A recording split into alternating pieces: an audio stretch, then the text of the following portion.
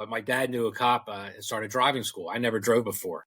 Guy picks me up and takes me up to the mall, puts cones out and describing math and how to park. He goes, all right. She goes, let's go for a drive. And I go to get in the passenger seat. He goes, where are you going? Get in the driver's seat. I said, okay. And we're driving. He goes, all right, go this way. And this is the first time I've really ever driven. And I'm like, you're going towards the highway. He goes, oh, absolutely. That's where we're going. He put me right on 95, the first time I ever drove. Then he goes, you see that car down there? He goes, where are the cops? Go get them. And I'm like, I can't go over 55. And he pulls his badge out. He goes, don't worry about it. So I'm white knuckling this steering wheel, driving for the first time, doing 80, trying to catch up to this car all the way down there. Scared to death. But hey, listen, I learned how to drive.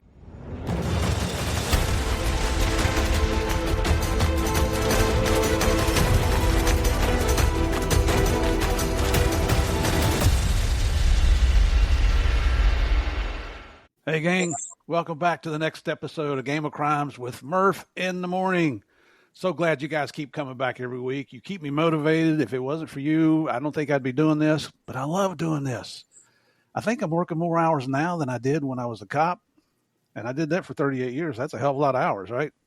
But I love doing this. I love the opportunity to bring new heroes, studs and studettes in here on the show to introduce you to, whether they're current or former law enforcement, former military, other first responders, and, occasionally we throw in a former bad guy. Well, today's a good guy. So you can see our guest there. That, ladies and gentlemen, is an individual by the name of Nick Gerace. And did I get your last name right, Nick? Well, the Italian way is Gerace. The American way is Gerace.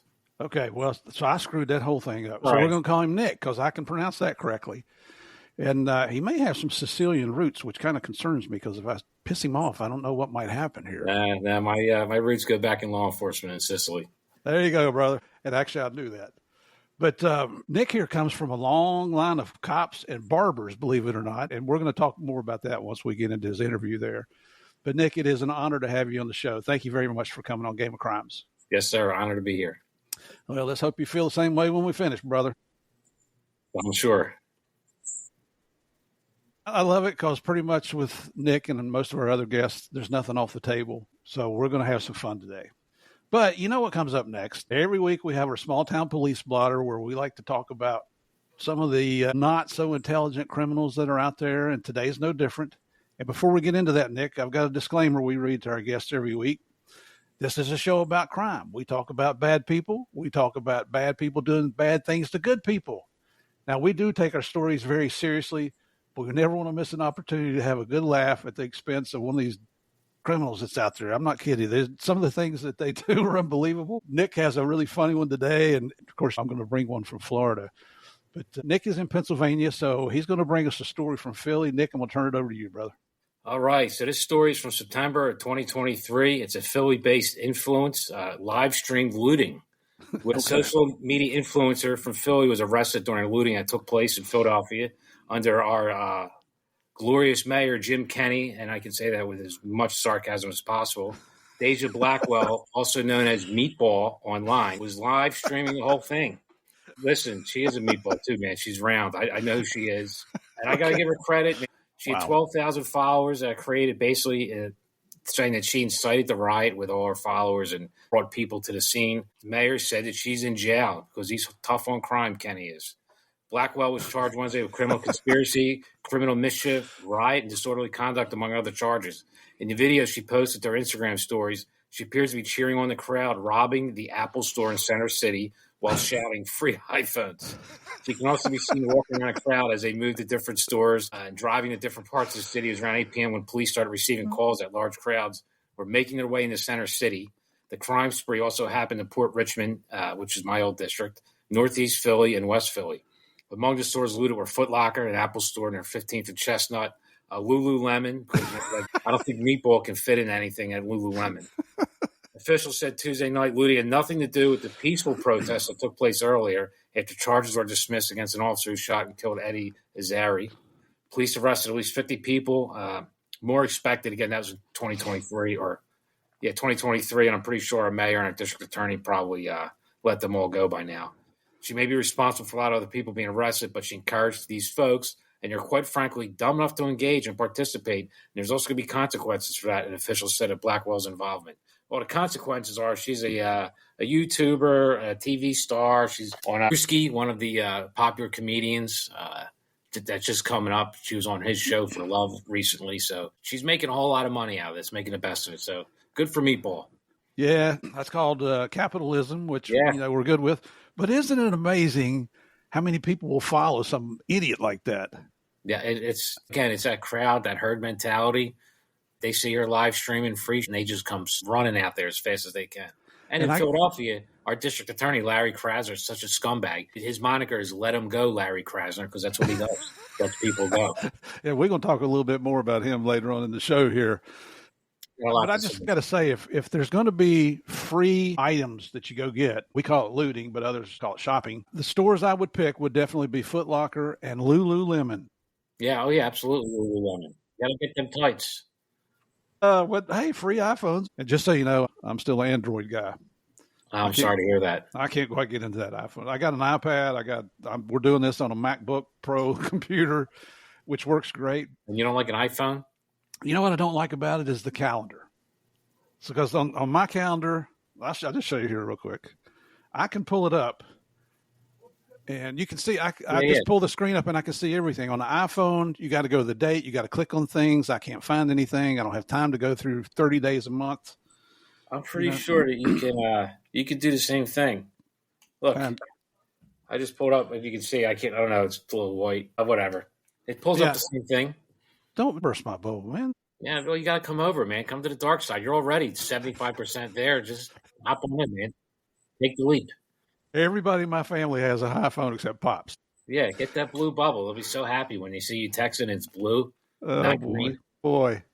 Well, you never know where things are going to go. I mean, getting back to that story, it's any reason to not get a job and go steal from people. And that just seems to be acceptable. It's free, and they make money. There's no consequences in the city of Philadelphia, so why not? And we know that it's not limited to Philadelphia. No, it's not. It's wherever you have these radical district attorneys, pretty much is where you have these rioting and lootings. Yep. For the most part. Yeah. As dumb as they are, they're not stupid because they know they're not going to get in trouble. Exactly. Yep. And for some reason, they keep getting reelected. But that's not what we're here to talk about. We're going to touch on it a little bit later on because part of this is Nick's story. So we will touch on a couple of things, especially what he's doing now in life. We were talking before we started recording here, just because I'm getting older and I suffer from CRS, can't remember shit. And you see my shirt that I've got on today, Refracted Wolf Apparel.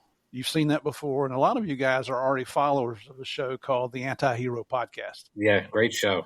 I've gotten to be good friends with Tyler and Brent over there. I've been on the regular podcast. Last week I was on their YouTube live. Love those guys. Their cut-ups. My wife was watching it. She's like, you look like a bunch of juveniles on there just joking and poking fun at each other. And I'm like, yeah. Yeah, that's what happens. I said, baby, I told you in man school as we're growing up, they teach us we don't have to grow up, and we don't. So, but if you haven't seen the Anti-Hero Podcast, this is Tyler's apparel brand, so you can get these shirts. These guys are so gracious over there. The thing I love about them is when you're doing a show with them, you're smoking a good cigar. Yeah, Brent's got his own cigar company, and they're good cigars. They're good Nicaraguan cigars. That's what I hear. Yeah, you know what? I haven't got a shirt yet. I've done two live shows with them. I haven't gotten any apparel yet. Thanks, Tyler. Tyler, what's up, brother? Come on, man. You got to take care of your crew. To be fair, the last show, it was up in North Jersey. He's like, I got shirts for you, don't leave. And I had to jet. So that's my fault. Oh, well, I can't blame him anymore. That was my problem. Yeah, I saw a part of that. Saw you guys there on, I guess it was YouTube, somewhere on social media. And I think you guys are maybe going to Dallas next, is what I'm hearing. Yeah, that's what I hear, Dallas. It's a good time. You should definitely come out. Well, I've got an invitation, and we'll see what the date looks like, and if it fits into my Android calendar. Yeah, that seriously is. That's the only reason I still have an Android is because that calendar is just. By the time we get done, I'm gonna have you switching to iPhone. Well, it's like teaching an old dog new tricks, too. That might be part of it. So anyway, big shout out to Tyler and Brent over at Anti-Hero Podcast. If you haven't listened to that show yet, go check them out. You never know what you're going to hear over there. If you're offended by language, you might not want to go over there. I rarely curse on here. Yeah, I try not to. Let me say, I'm trying to clean up my language. Yeah, me too. Yeah, it's an uphill battle, isn't it? Yeah, it is. It definitely is. Yeah, those guys do a great job, though. They really break down and get into the weeds with some issues, especially near and dear to their hearts. Brent with the military and the Tim Kennedy issues that they went through, and a few others. So it's very interesting. If you haven't checked it out, people should definitely go in there and take a look. Absolutely. They don't hold back. They give their personal opinions, but it's also supported by fact. They do the research.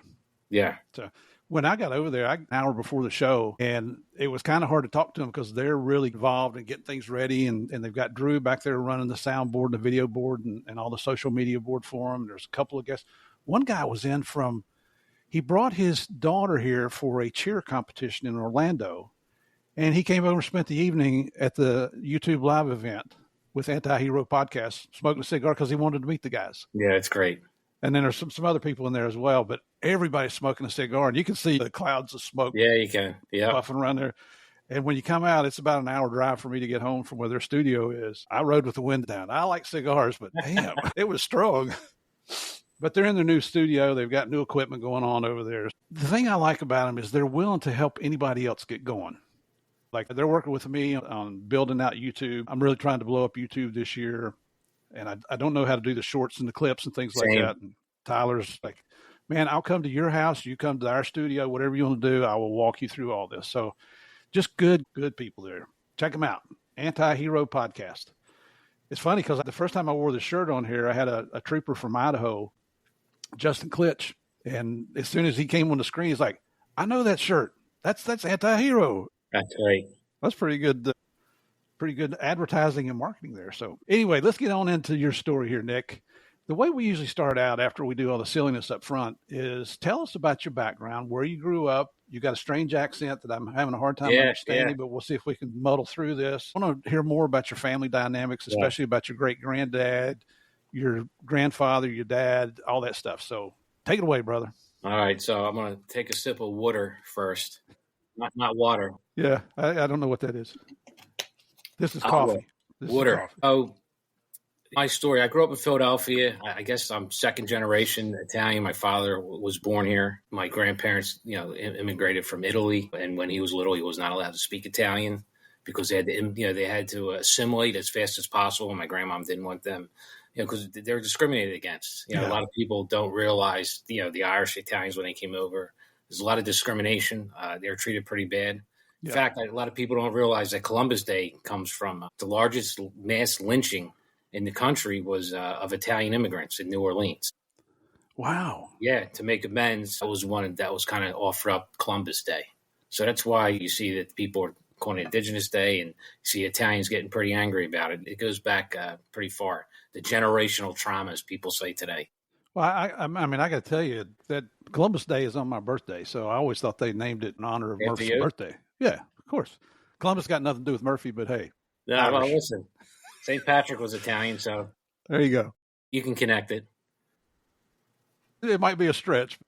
Yeah. We're English-Irish, so there's a mix of everything in there. Who knows? Yeah, we can connect it. So my great-grandfather was a constable, I believe, in Sicily.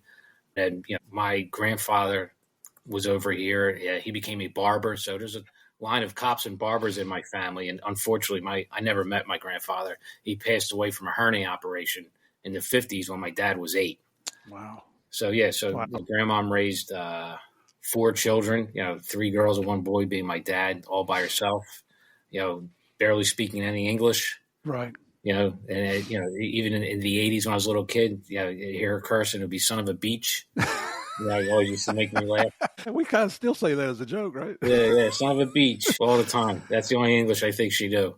Well, I mean, but she's not really cursing then. She's saying beach. No, just saying the beach. It was PG rated. She's being a good grandmother. And my dad goes for high school. I don't even know. It's 1959, 1960. He's graduating. And a police recruiter came to his high school, and he signed up.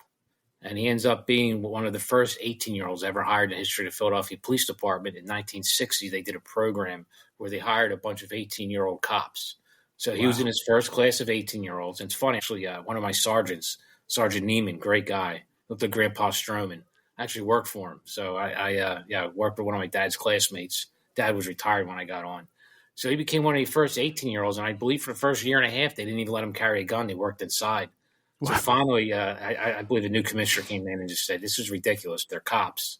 So he got them guns, and then they're able to go finally, after almost 2 years, They're allowed to go on the street and patrol, but they weren't allowed to handle issues at any liquor establishments.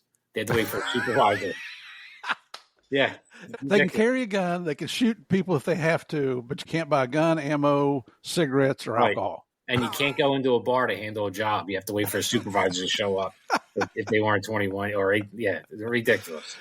Well, I mean, that was the way of thinking back then. Yeah, so I had a storybook childhood, man. My mom stayed at home and raised everybody. My dad was a cop up until 1990, so I was about 11 years old when he retired. He did 30 years, 5 as a uniformed officer and 25 as a detective. He loved it.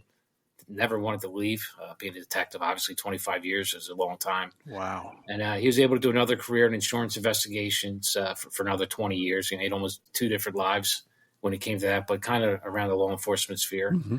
So I was raised in that mindset, listening to my dad's stories all the time about police officers and the jobs and crazy stories that had us laughing all the time. And my dad always quick with a joke or always had a story. And whenever we're riding around Philly or story about a job he had here and a case he had there. And it's just something that was always ingrained in me. And it's funny, having a police officer as a father, we used to call him the warden. I could barely ever sneak out. I always got caught. Finally, I'm not sure if my skills got better because I was like 17 with a license, and I would sneak out and I'd let the car roll out of the driveway in neutral. I wouldn't start it until I got in the street. So I wasn't sure if he knew about it. I never asked him. I wish I did. My father passed since then. I should have asked him that. But, his nickname with me, my friends were the warden. So I get out. I got past the warden, huh? Did he ever threaten to put you in the Eastern Penitentiary up there? Man, so all my friends were always older, and I was a junior, and all my friends just graduated. It's June 2nd, 1996. I remember the day. And I'm over there having a couple beers with my friends. And listen, even in high school, you know how that one, just have one more. Yeah. So it's 10:30. I get home. I have school the next day. Well, that one more turned into 1:30 in the morning. Ooh. My dad was furious. First time he swung on me. And in my drunken stupor, I was able to duck it. He hit the wall, which pissed him off even more. I scurried away into my room and locked myself in there. And then, boy, I was hungover. I was thrown up the next morning. And to their credit, they made my ass go to school. Yep. I remember sitting in school, hungover as hell. God, I was thrown up all day. It was a long, long day. That's a very long day. Yeah, it was. Oh, my God. Well, you told me, too, I think that your dad was a legend within the Philadelphia Police Department, wasn't he? Yeah, there's a few stories that went around that my dad was present for. And I would hear people talk about myths and legends. Oh, I heard that happened here and happened there. And, I knew the real story. There's something about a pink bunny suit in the 1960s, getting a confession out of a guy. Won't go into details about it, but my dad was next to the guy. It was his partner in the bunny suit. Uh-oh.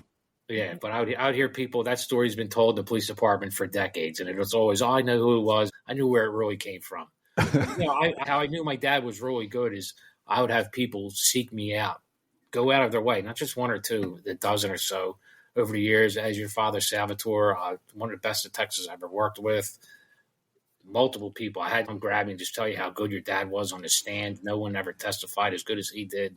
Wow. Yeah, I'm really proud of it. And people really went out of their way to come grab me to tell me that. So I knew it wasn't just like I ran into someone. He said, oh, your dad's this. They would seek me out to tell me how good my dad was. So he left a lot of good impressions. I wish I was as good as my father was, but I was not. Yeah, don't sell yourself short now. But it's fantastic to hear that other law enforcement professionals are coming up just specifically to tell you how good your dad was. Wow. Yeah. That's even in the insurance investigation, there's a serial rapist. I think he was called a rainy day rapist, actually, was his moniker given to him. And my dad found him. He filed something to do with an insurance claim, and something wasn't right. And my dad got whiff of his case, and he ended up finding the van that the cops couldn't find and solved the whole case for him. Pretty much gave it to him. Good for him. Yeah. Hey, once it gets in your blood, it doesn't go away, does it? Yeah, no. It's like I was at a CVS one time, and I was retired at this point, and this kid walked in front of me, and I just knew this guy's in a stolen car. And, he had a screwdriver in his back pocket. And I'm just like, oh, fine. It's just that little thing bothering me. So I follow him, get in my car. I think he thinks I'm watching him. So I drive down the street, but I pull a U-turn. He goes over to a work truck. I'm like, this kid's in a plumbing truck. So I called in. Sure enough, he stole it about 8 hours prior. We locked him up, and I ended up going to court. I'm not getting paid for it, out of the goodness of my heart. Now I'm down there as a witness, and I almost fell over. Kid was there with his mom, and he was just like, "Yeah, I take full responsibility. I was going through a hard time. I plead guilty. I want to get help." I was like, I've never seen that before in my life. So it had a happy ending. That's extremely unusual. Yeah. The mom was grateful that I did what I did and caught her son. He was happy about it and said, I was going down a dark road, and hopefully this is my way out. So even though you did that off duty, you didn't get paid to go to court? No, I was retired at this point. Oh, gotcha. Yeah, retired. Yeah. Like you said, it doesn't leave you. You kind of know, right? It really does. I've been retired since 13, and you still see things out here, and my wife gets so tired. I've never seen such bad drivers as they have here in Orlando. I'm not kidding you. All the places, they beat New York City. They're worse than L.A., all the big cities, Houston. Probably I haven't done any driving in Philly, but I'm pretty sure they're worse than up there. I'll take you down to downtown Philly and let me know what you think after that. It's every time we leave the house and go somewhere, every stinking time we go out, you see something stupid. And my wife, she gets tired of hearing this. She's like, well, if I was in uniform, I'd write him a ticket right now. Well, listen, I'm not saying I did this, but you used to be able to hardback people a long time ago. Hardback? Now, what's that mean? You mail them a ticket. There you go. Yeah. That worked? Oh, yeah, it worked. You wouldn't get in trouble. It was a different world. Not saying that that's right or I ever did that, but you could do it back in the day. Well, even if you did, it's statute of limitations have run out now, so you're okay. Yeah. So now you mentioned I have a theory about that real quick. So I've noticed driving everywhere, people are a lot more irate. And I think the comfort of being able to disrespect people through a computer screen and their phone, and it's been going on for so long, for the last decade now with Facebook, it's starting to carry over in real life. I'm watching people be ignorant with other people where any point in history, this never would have happened. But people have gotten so comfortable with it. They're so used to being disrespectful. It's carrying over, especially now you have a windshield in between you. It's the same thing as a computer screen. And I think it's carrying over into the driving because it's a lot more road raging. And listen, I'm guilty of it myself. I F people up and down pretty much every time I get in the car. Yeah. It's not because of my driving. It's because of their driving. I'll give you an example of that. So my next door neighbor here is Joe. When we moved in this neighborhood, which this is a very eclectic neighborhood here of nationalities, and as gringos, we're the minorities in this neighborhood. And Joe and his family are from Haiti. Love the guy to death. He's the first person that came in and welcomed us to the neighborhood. And every time you see him, we've been here 3.5 years. If I walk outside and he's out, I get a big hug from Joe. Just love the guy. Big man, strong man. He's a little bit older than me, but he's still stout. And so a few weeks ago, I'm sitting here working on the podcast, and my wife is texting me. I can hear her talking because it was a nice day. Got the windows open, the breeze blowing through. And Joe tends to talk a little loud, and I just figured that she was talking to Joe. Next thing you know, my phone goes off. I look at the text, and my wife says, "Get out here now." And then she sends a follow-up, says, "Call 911." I'm like, oh, what's going on out here? So I run out there, and there's a young man, 26 years old. We live on a lake, and our property, this is no kidding, our property lines actually go into the lake. So we own, each house owns part of the lake here. And there's no trespassing signs all around. And this kid, it's not the first time he's been here, and it's not the first time we've had an issue with him. He's fishing back there. And Joe's wife says, and Marie, his wife, is one of the sweetest ladies you'll ever meet, just soft-spoken. And, I mean, for somebody to even say something bad to you would just really piss you off. And apparently he pushed Marie when she told him that he was trespassing. So she yelled for Joe. Joe came out, saw him. Instead of going to confront him immediately, he went and got his water hose and came out and squirted him with a water hose. Well, that kid jumped the fence because we all got little fences in our backyard to keep the gators out, and they get into a fist fight. Wow. And I'm thinking, you little jerk. We've got cameras on the back of our house we've got a pool back there, and you could see my wife pulled that up, and so it's all caught on film and everything. So we call the deputies, and they send 4 guys out here. But that's what happens. What you're talking about, these people have become so emboldened by playing video games, whether it's Call of Duty. Let me tell you, I love Call of Duty. I still play at my age, I believe it or not. But people think they're tough guys because they can kill somebody on a video game. And it was funny because the deputies, once they saw the video, they're like, wait a minute, you didn't tell us you squirted him with a water hose. Well, he's on my property. And they're like, well, that's a form of assault. Well, here in Florida, we have the stand your ground law. Yeah. You don't have to retreat. If you've got a gun and somebody attacks you, you can kill them. And I felt sorry for the deputies because one of them had a good sense of humor. The others were a little bit too tight. So Joe said, so I can't squirt him with a water hose. That entitles him to assault me. But if I'd had a gun, I could shoot him dead and I'd just walk back in my house and take a nap. They're like, yeah. Unbelievable. So what happened? Did he get in trouble? Well, they issued him a citation, and he's banned from our neighborhood, and if he can't even drive on the streets in our neighborhood, and that kind of stuff. But he was here last year, and I happened to walk out, and Joe were yelling at each other, and my pool sits a little high, so I got the high ground looking down. And I said, "Hey, pal, just knock it off. You're actually trespassing. Our property lines do go out into the lake. Calm down. There's no reason to argue." Well, see, you're being respectful. That guy over there, he was disrespectful. I'm like, being respectful and disrespectful will get you killed around here. Please leave. Those fishermen love that too. They love to tell you don't own the water. I can go fish wherever I want. I see those videos online all the time. Yeah, people just looking for confrontation. Yep. Well, he found it here. So, okay, let's get back to you. Man, talk about going off on a tangent. We really went off. So I want to ask you, how many brothers and sisters do you have? One brother, one sister. Okay. And how do you fall in that stack? Youngest. Okay. Yeah. So I'm 10 and 12 years younger. Oh, wow. Yeah. And you would think I was a mistake. And well, I thought that. I'm a realist. And then my mom shows me a handwritten letter one time. They tried to get pregnant several times. My mom had several miscarriages and they were going to adopt. They got the letter for adoption and they're about to go adopt a baby. Got pregnant with me. Here I am. Surprise. Yep. Yeah. So she held on to that letter and showed it to me when I was, old enough. At first, I thought she was going to tell me I was adopted. I was like, "Wait, what?" Hey, brother, there's nothing wrong with adoption. Our two daughters are adopted. That's great. Yeah. When I was doing some research on you, you grew up in an area of Philly that has a strange name. What is that area known as?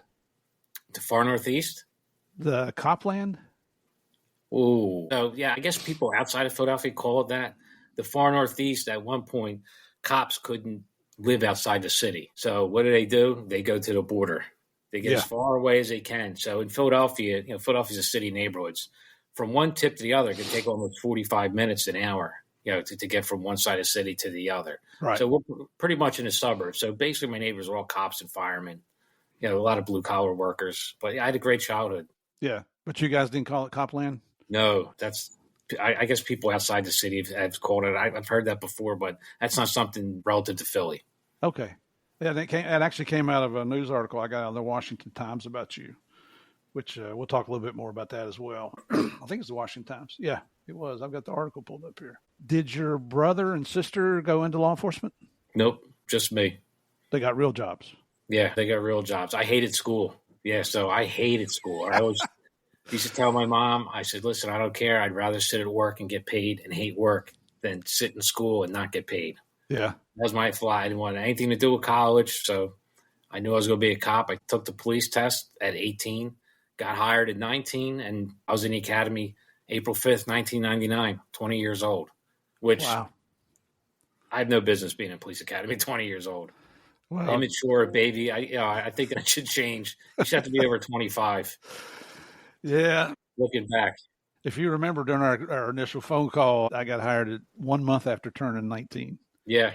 Couldn't buy a gun, couldn't buy bullets, but I could carry that puppy and shoot if I needed to. Crazy, right? We're babies. We were, but I loved it. I mean, I fell in love with it and did that for 38 years. My first day in the district, I'm like, man, can I just stay? I don't even want to go home. This is great. And if you had off days, you'd come over and go ride with your buddies. Yeah, well, we couldn't do that in Philly. You get in trouble with that one. But yeah, they don't want to see you. If you're off, do not be around. They don't want anything. Unless you're working overtime, you're not to be seen. Is there some kind of history that goes along with that? Just they don't want people getting involved off duty. Just liability issues. Comes down to insurance. Yeah. There you go. That says it all right there. Yep. When you were in high school, did you play sports?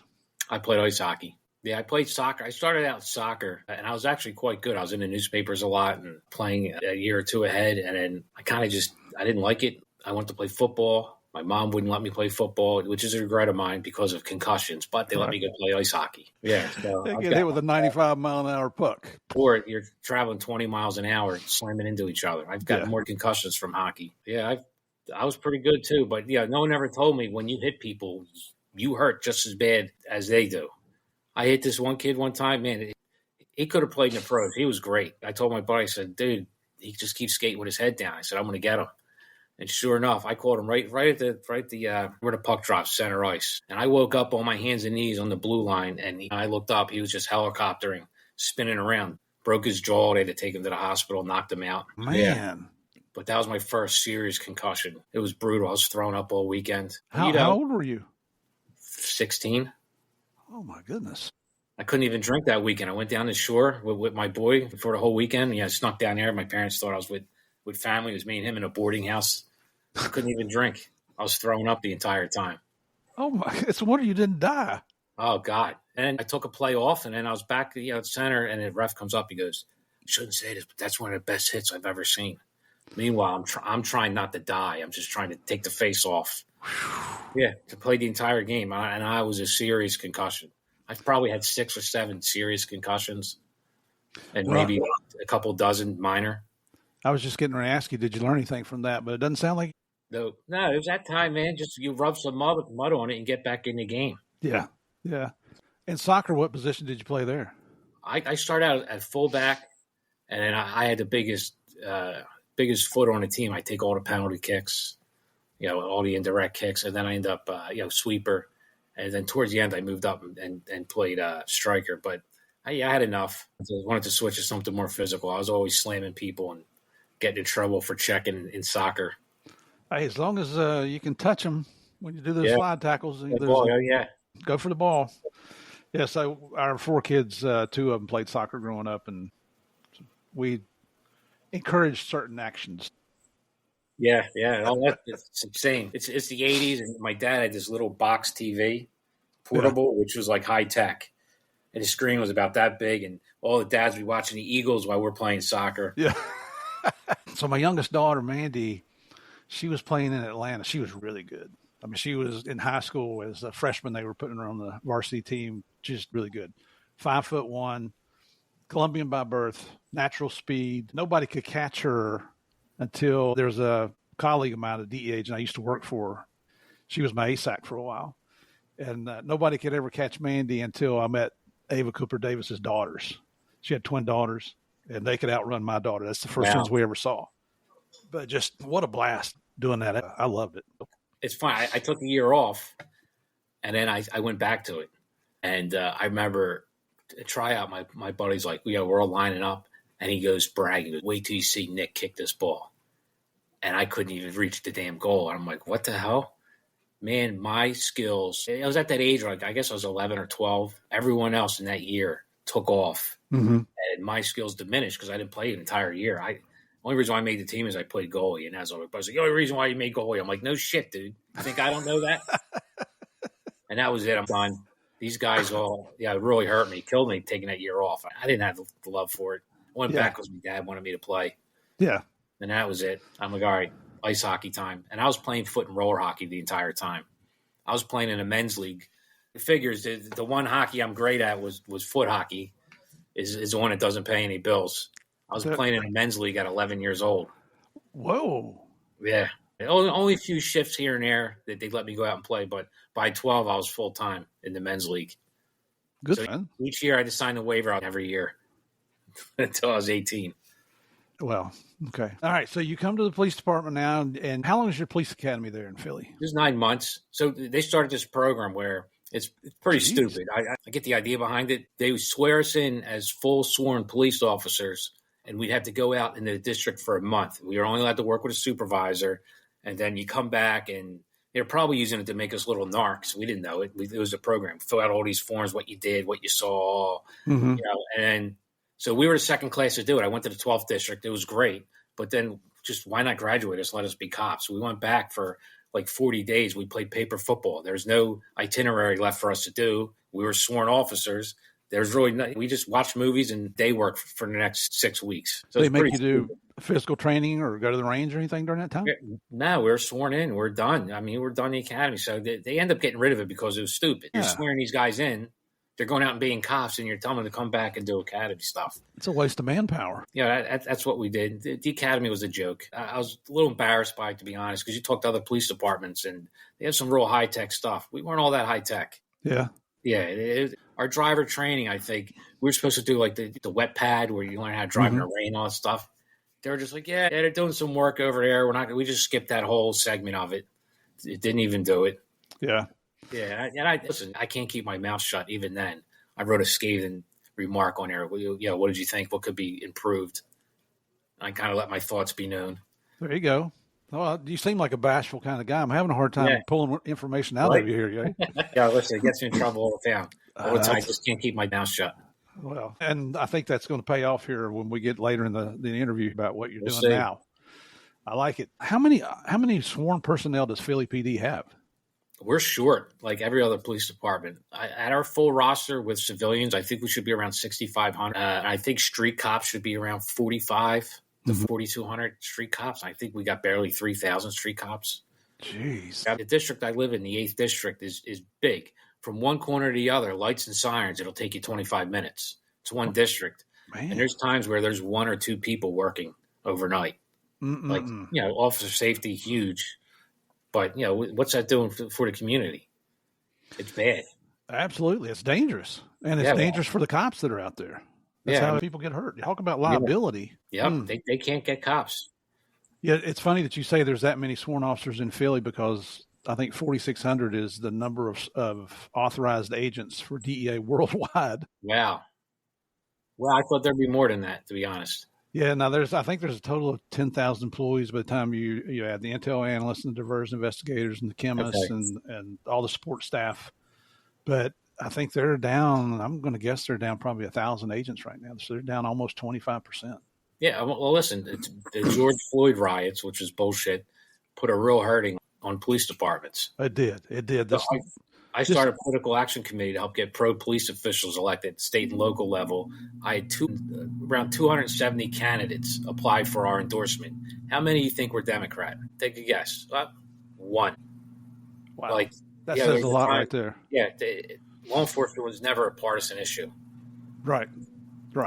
And just the way they vilified police officers, unjustly too. It put a real damper and a real hurting on recruitment. Why the hell would you want to be a cop? I don't recommend anyone being a cop this day and age. Exactly. I was going to say, especially now. Yep. I mean, I'm glad that there's people that are still doing it, that are willing to, they have the stones to put on a uniform, man or woman, to go out there and protect people that they don't know, people that hate them. Especially in Philly. We have a district attorney. There's several cops that have been locked up that have justly done their job. And he's thrown them in solitary, kept them in prison, lied, falsified documents to keep them in prison longer, while in jail, in holding, for the trial. Mm-hmm. It's a disgrace. I can show you case after case after case. So I don't even know why anyone would, especially in Philly with a district attorney that's looking to just jam cops up constantly. Right. That's dangerous. Yeah, I mean, theoretically, the district attorney or the attorney general is the top cop. Yeah. Yep. We have a radical that hates cops as the top cop in Philly. Wonderful. Yeah, and I even said this back in 2000. I was never closer to getting arrested than I was being a cop, because you're always on that line, and whether you're doing something good, you can still get arrested.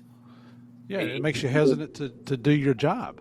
Yeah, I always looked at it this way. I'll worry about that old saying: I'd rather be carried by 6 than judged by 12. You'd rather the other way around, yeah. To be tried by 12 than carried by 6. Yep, that's it. Yep. And just in comparison, my first police department, we had 35 officers. Wow.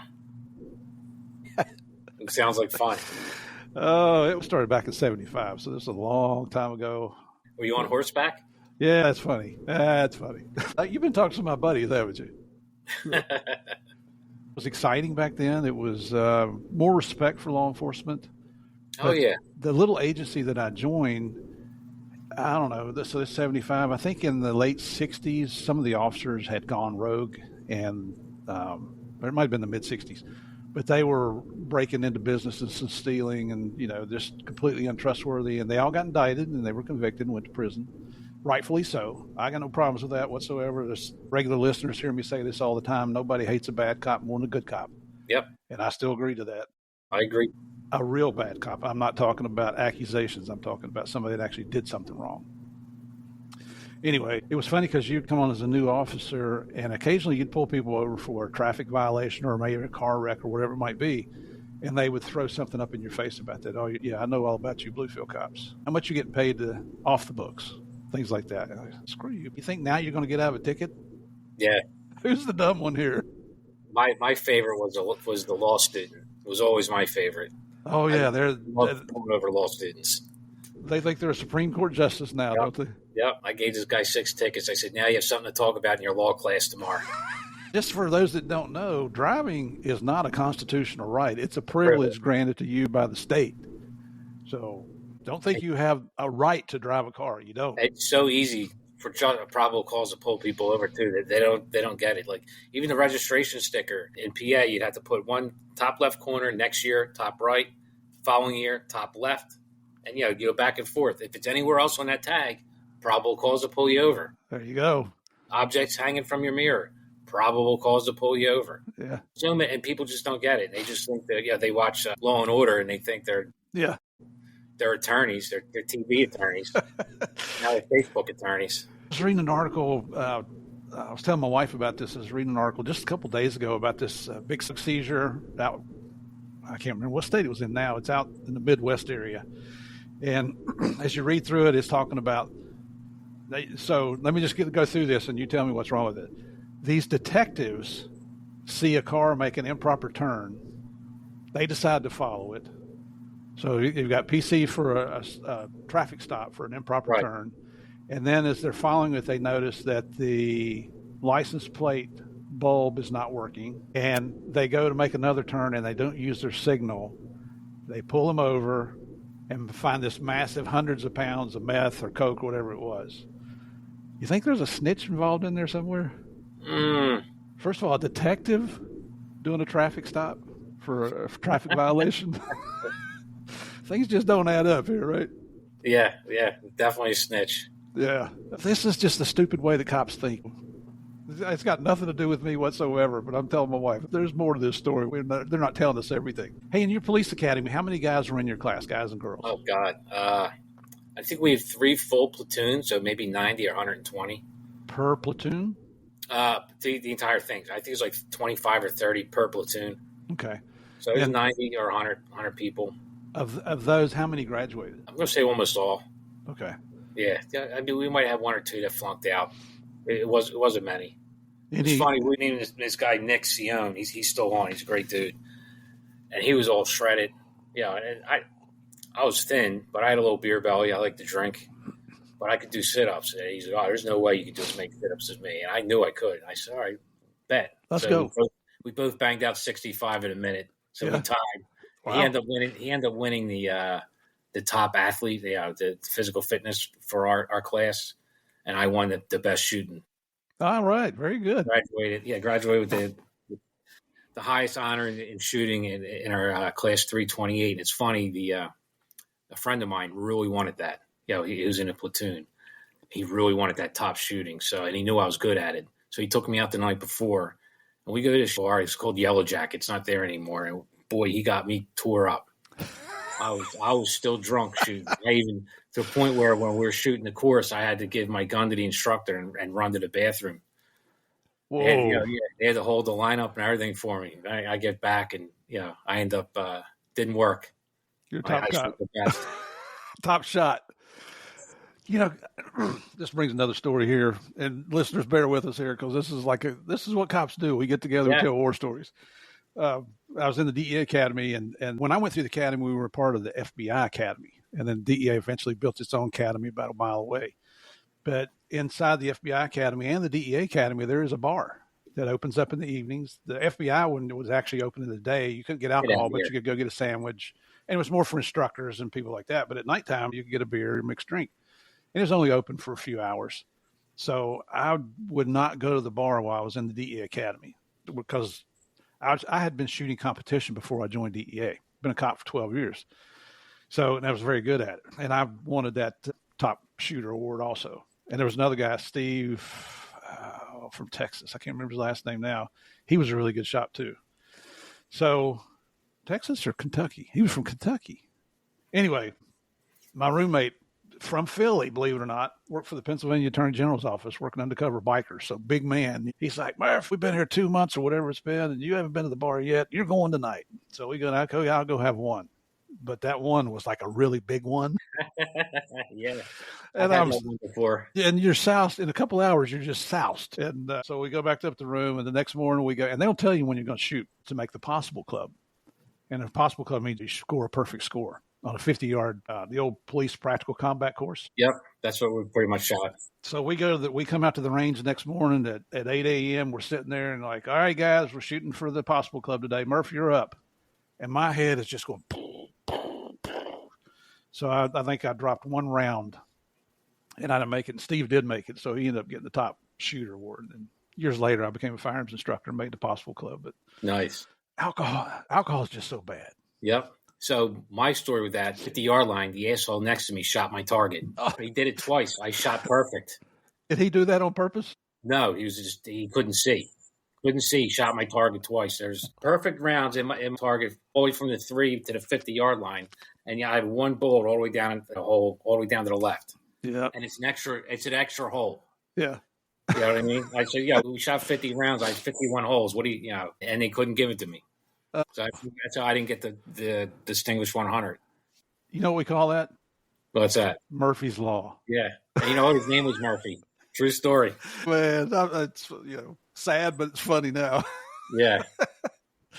He's still on a job. He's a funny guy. He's a good dude. The hardest I've ever laughed in my life, he couldn't do a barrel roll. You stand there and you just roll like a tactical roll. Uh-huh. Couldn't do it. I mean, it's not funny to anyone else unless you're there, but it's one of the hardest I've ever laughed in my life. The guy couldn't figure it out. Was he overweight or something? No. He just was so discombobulated. He was not athletic whatsoever. He couldn't roll, man. And it was, like I said, I still remember it was one of the funniest I've ever laughed in my life. We had a guy in our class that couldn't run. And he's this slender guy from New York City, little skinny Jewish kid, nice guy, but he could not run. It looked like when he would put his foot down to run, it was slapping the ground. And the instructors would tell him, look, you land on your heel and you roll off your toe. And they would work with him every day to finally teach him how to run. I'm thinking, how the hell did you get in the academy? Yeah, it's pretty funny, man. Some guys are just not athletic at all. Yeah, he wasn't. He was having trouble. He was so skinny. He didn't have a lot of muscle mass, and he was really having a hard time making the minimum for push-ups. And so you're working as a team. You kind of feel sorry for a guy, and you don't have a whole lot to do in the evening anyway. And so we'd bring him in, and we'd all do push-ups in the room, in our rooms.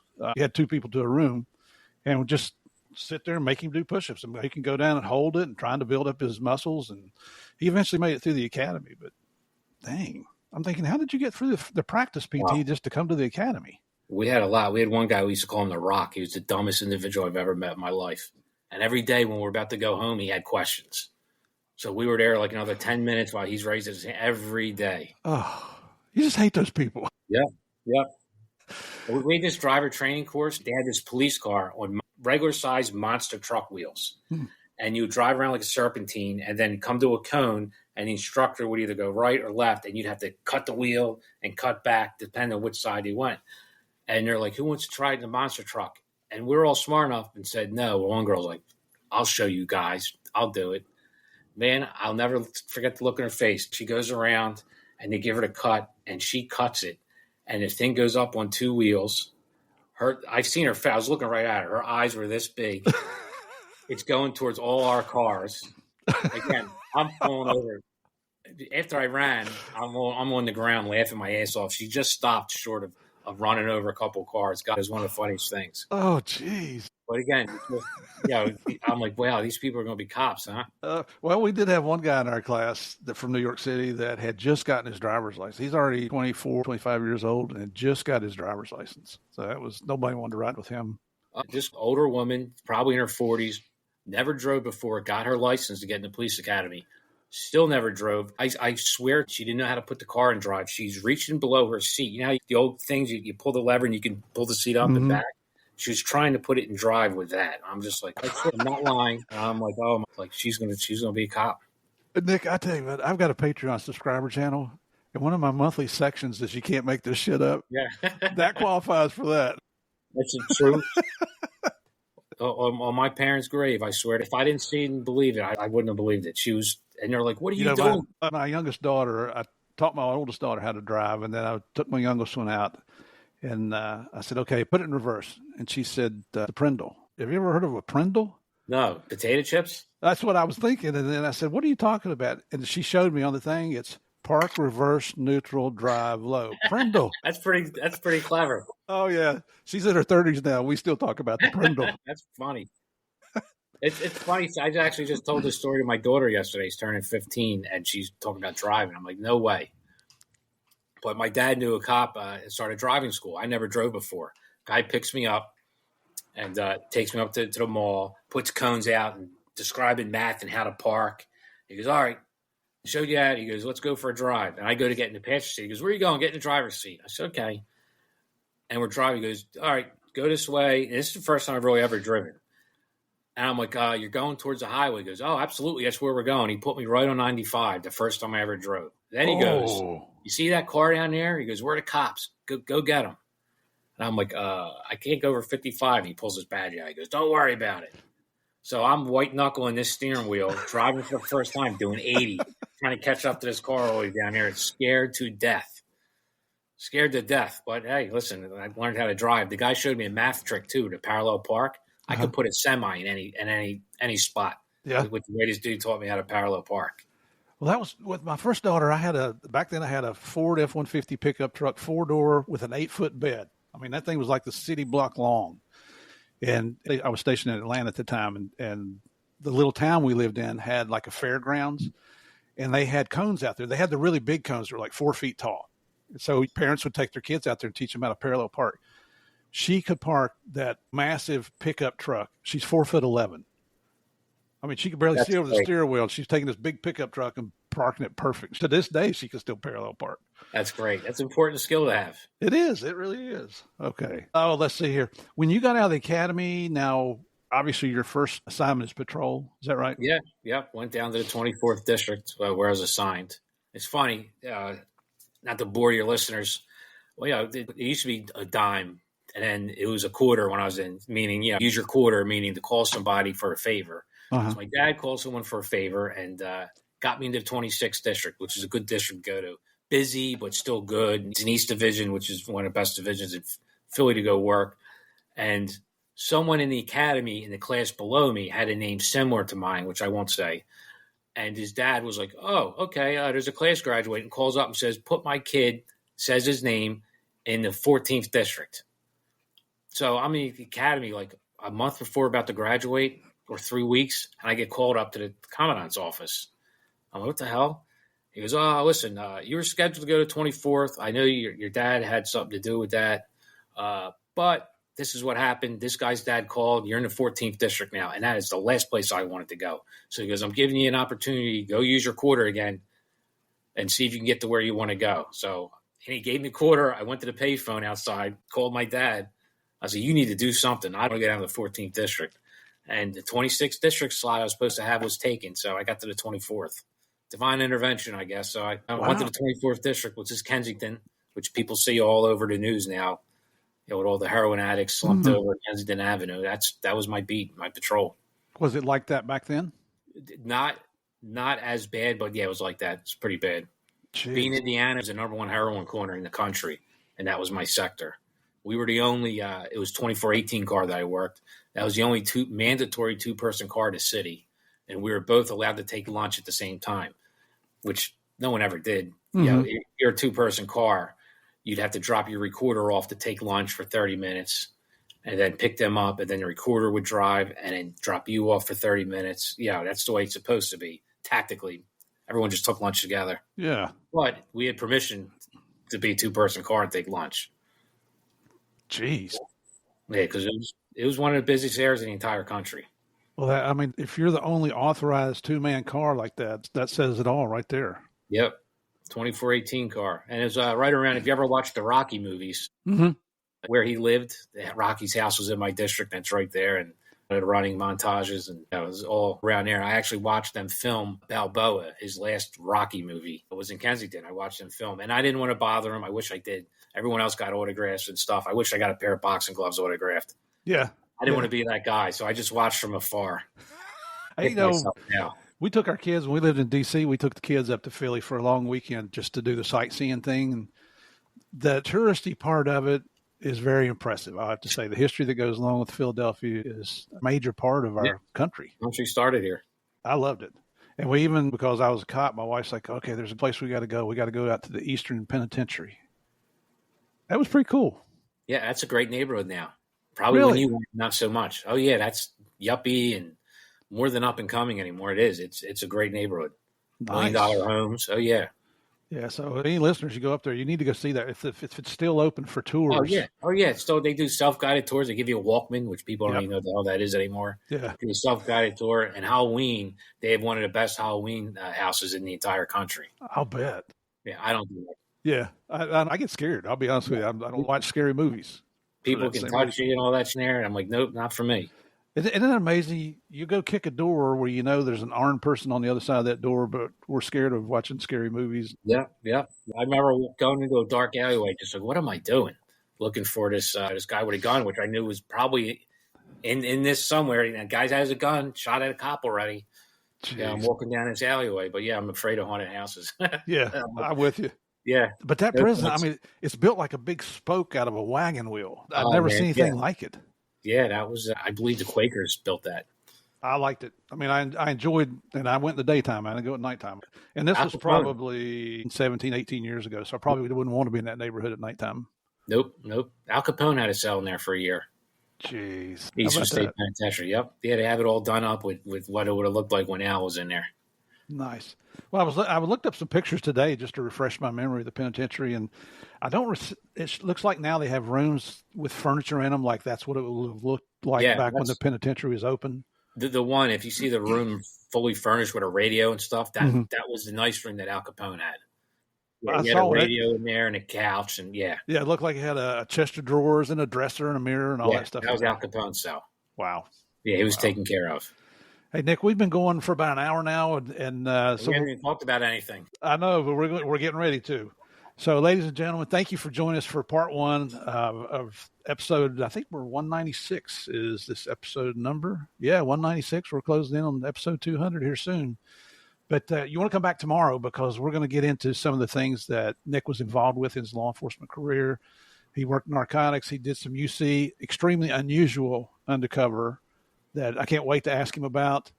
We're going to talk about a little bit about a career-ending event for Nick, and then we're going to talk about what he's doing now. And we've already alluded to a couple things.